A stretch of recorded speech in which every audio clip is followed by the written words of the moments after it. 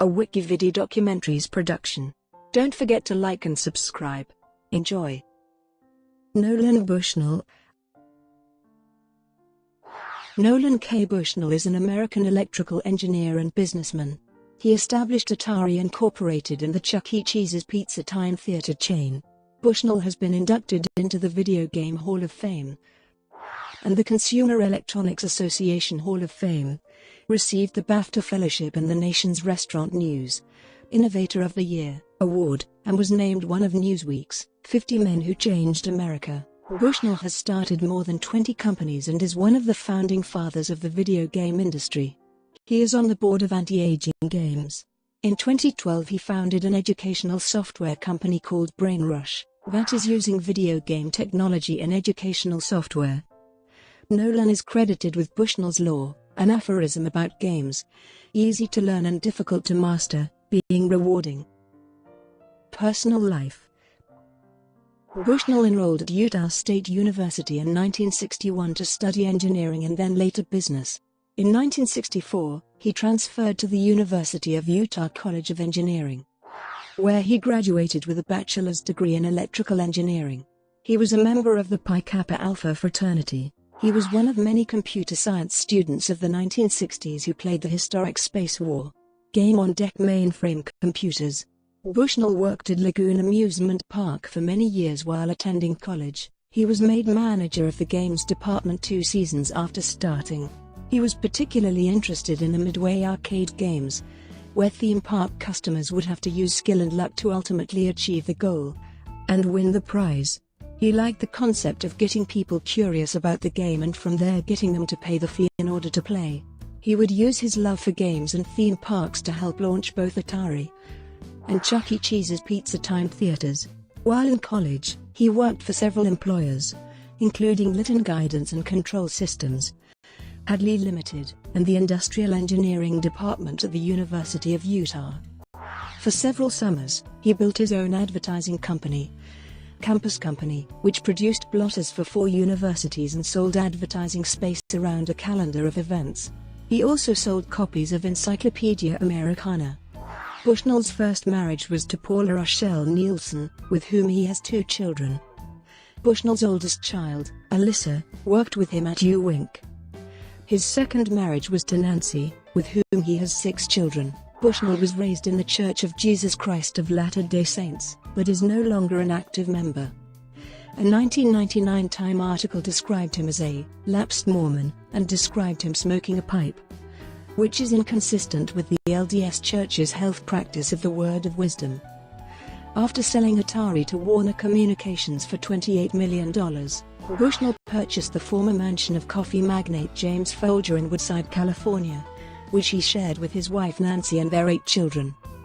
The Bushnells now live in Southern California. In June 2008 it was announced that Leonardo DiCaprio would portray Bushnell in the film Atari, an adaptation of Bushnell's life story. Despite the announcement, however, no progress has been made on the project. Syzygy.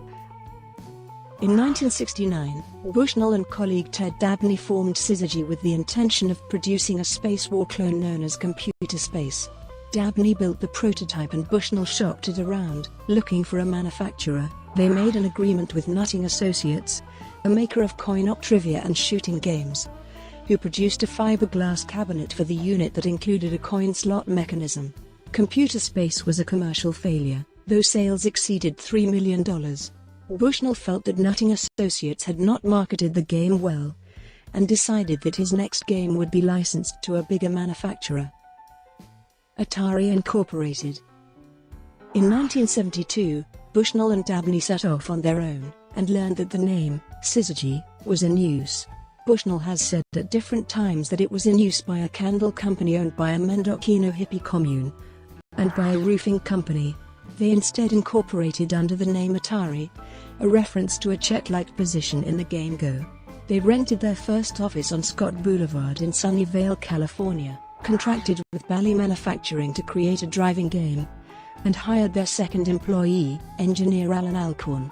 Bushnell later bought out Dabney, who was forced out after Nolan told him he would transfer all the assets to another corporation and leave Ted with nothing. After Bushnell attended a Burlingame, California demonstration of the Magnavox Odyssey, he gave the task of making the Magnavox tennis game into a coin-op version to Alcorn as a test project. He told Alcorn that he was making the game for General Electric, in order to motivate him. But in actuality he planned to simply dispose of the game. Alcorn incorporated many of his own improvements into the game design, such as the ball speeding up the longer the game went on, and Pong was born. Pong proved to be very popular. Atari released a large number of Pong-based arcade games over the next few years as the mainstay of the company.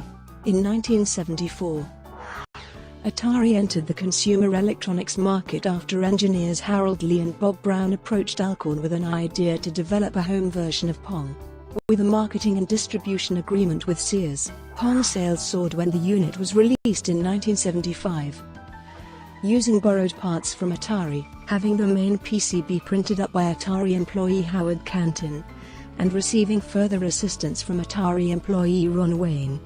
Two non-employees, Steve Jobs and Steve Wozniak, both of whom had previously been involved in the development of the Atari arcade game Breakout, created and marketed their own home computer. They offered the design to Bushnell, but Atari had no desire to build computers at the time, instead focusing on the arcade and home console markets.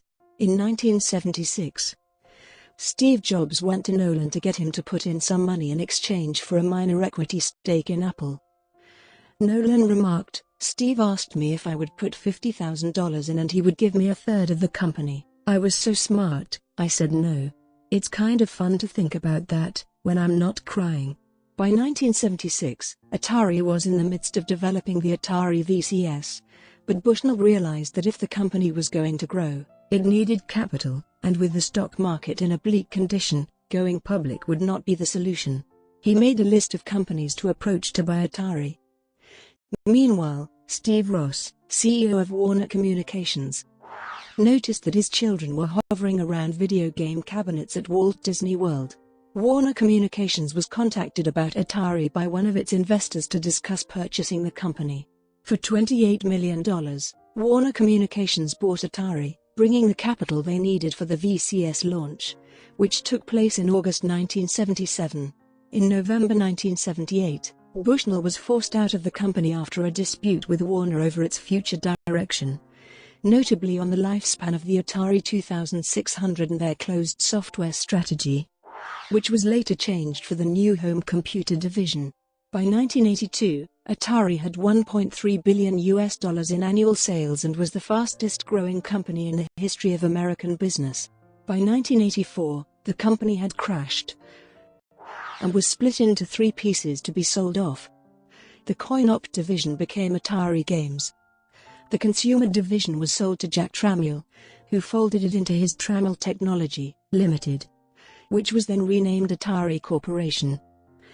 The budding Ataritel division was sold to Mitsubishi Electric. Chuck E. Cheese's Pizza Time Theater. In 1977, while at Atari, Bushnell purchased Pizza Time Theater back from Warner Communications.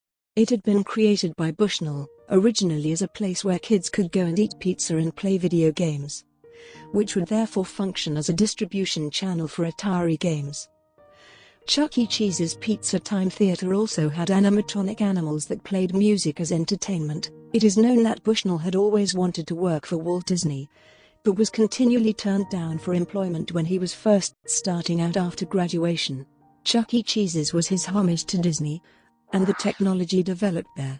In 1981, Bushnell turned over day-to-day food operations of Chuck E. Cheese's to a newly hired restaurant executive and focused on Catalyst Technologies. Through 1981 and 1982, Bushnell concentrated on PTT subsidiaries Senti Technologies and Cadabroscope. Senti was a re-entry into the coin-operated game business. Arcade cabinets would have a proprietary system and a cartridge slot developed by Data East Corporation, so operators could refresh their games without having to buy whole new cabinets. Cadabroscope was an early attempt at computer-assisted animation. In 1983, as the restaurants started to lose money, Senti, though profitable, was sold to Bally for $3.9 million and Cadabroscope was sold to Lucas, which became the beginnings of what became Pixar. During this time Bushnell was using large loans on his Pizza Time stock to fund Catalyst. By the end of 1983, Chuck E. Cheese was having serious financial problems. President and longtime friend Joe Keenan resigned that fall. Nolan tried to step back in, blaming the money problems on overexpansion, too much tweaking of the formula and saturation in local markets by the management team. He resigned in February 1984, when the board of directors rejected his proposed changes. Chuck E. Cheese's Pizza Time theaters entered bankruptcy in the fall of 1984. Showbiz Pizza Place, a competing pizza/arcade family restaurant, then purchased Chuck E. Cheese's Pizza Time theater and assumed its debt. The newly formed company, Showbiz Pizza Time, operated restaurants under both brands before unifying all locations under the Chuck E. Cheese's brand by 1992. Today over 500 locations of this restaurant are in business. Catalyst Technologies Venture Capital Group. Bushnell founded Catalyst Technologies, one of the earliest business incubators. The Catalyst Group companies numbered in the double digits and included Dandrobot, Etek, Kummer, and Axlon. Axlon launched many consumer electronic products successfully, most notably A.G. Bear, a bear that mumbled/echoed a child's words back to him/her. In the late 1980s, Axlon managed the development of 2 new games for the Atari 2600, most likely as part of a marketing attempt to revive sales of the system, already more than a decade old. The company was largely sold to Hasbro.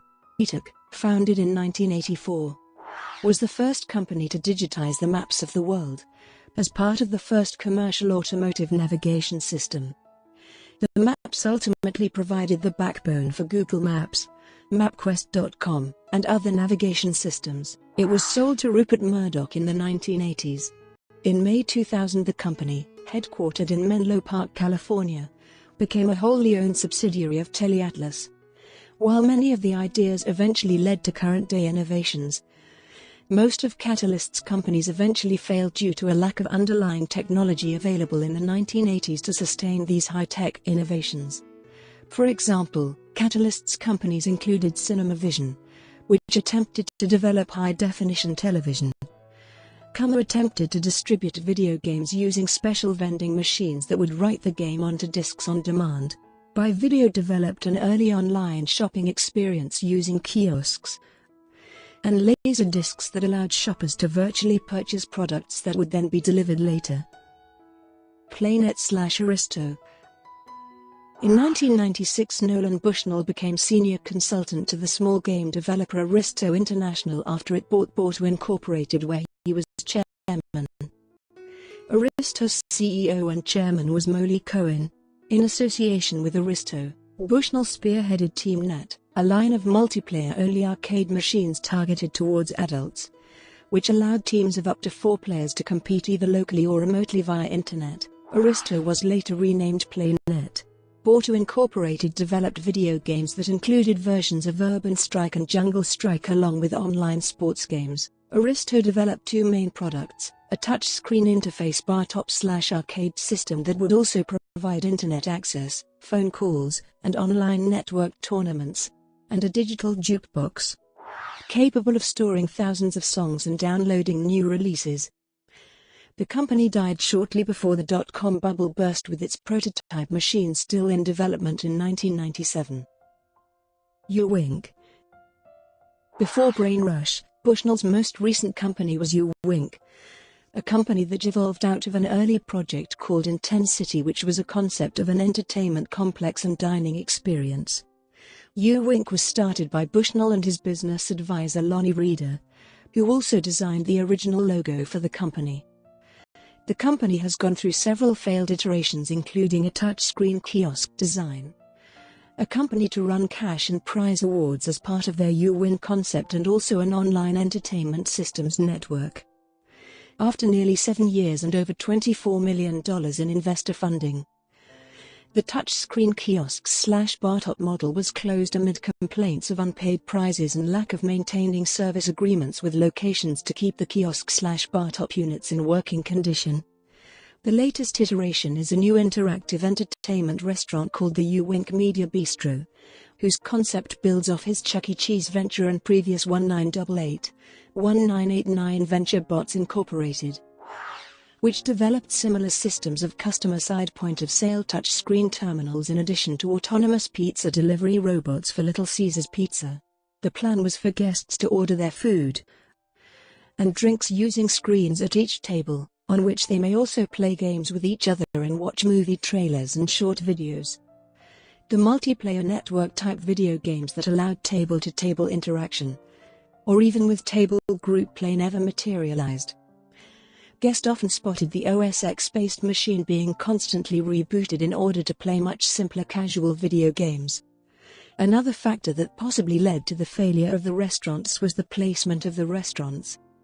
The Woodland Hills location was on the second floor of a suburban shopping mall, and the Hollywood location practically hidden with minimal visibility on a higher level of a shopping center complex.